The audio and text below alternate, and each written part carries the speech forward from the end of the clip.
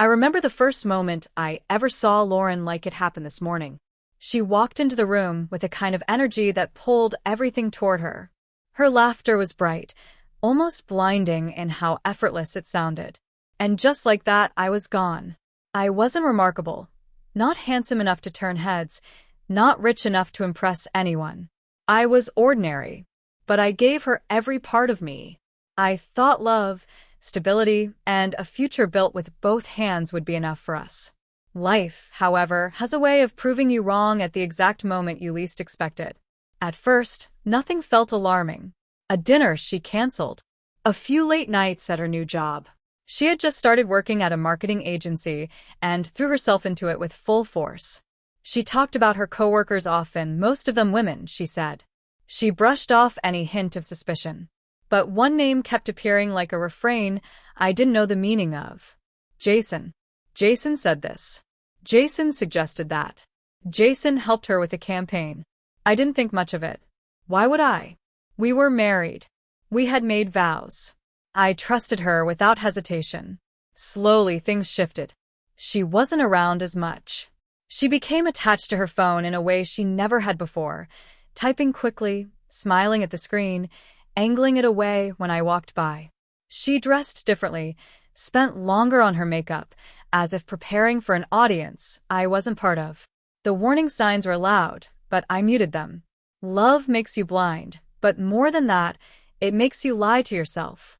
It keeps you hoping long after hope is dead. Everything shattered one Saturday. Lauren had gone out for brunch with friends. I was wiping down the counters when her tablet lit up. It wasn't locked. A message appeared like a knife dragged across my chest. Jason, I can't stop thinking about last night. When can I see you again? My heartbeat stumbled. My fingers went numb. I opened the tablet, every part of me praying I had misunderstood. But the truth was right there, in messages soaked in longing, flirtation, and deceit. This wasn't a spur-of-the-moment slip. It was a secret life built over months while I lived in ignorance. When she came home, I had the tablet waiting for her on the kitchen table.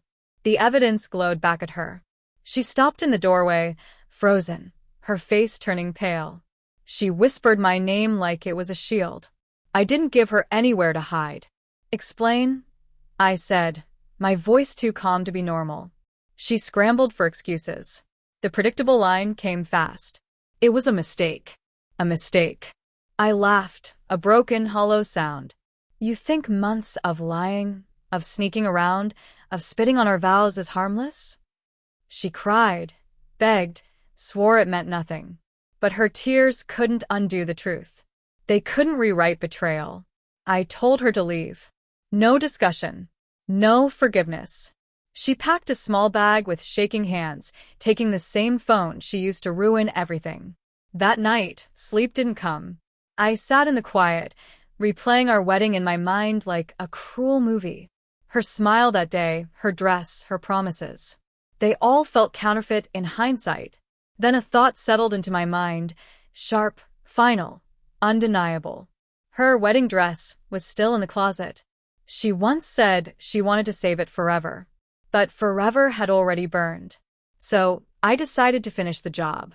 I went to the hardware store and bought a metal bin, lighter fluid, and matches.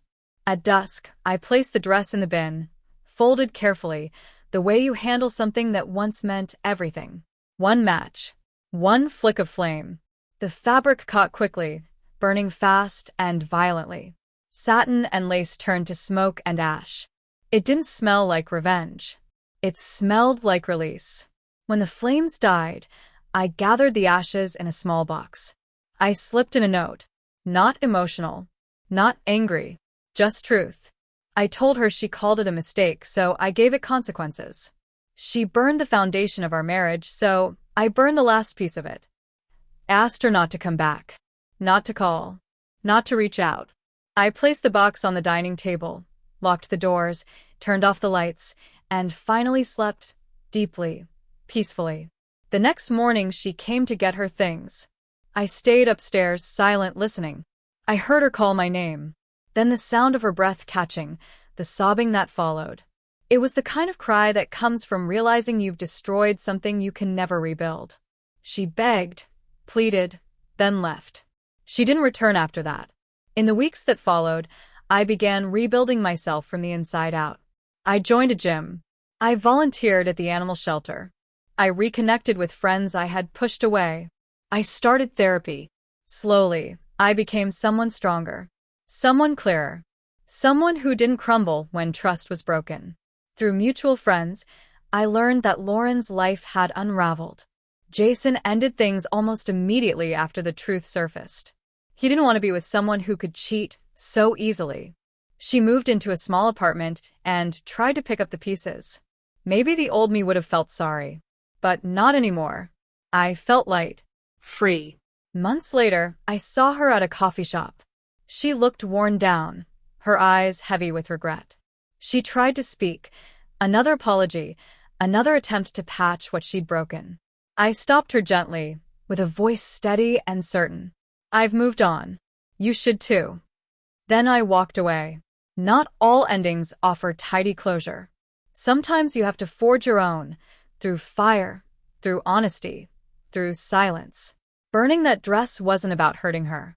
It was about reclaiming myself, letting go of what was already gone. That was the day I finally closed that chapter and stepped into the next one without bitterness, only clarity.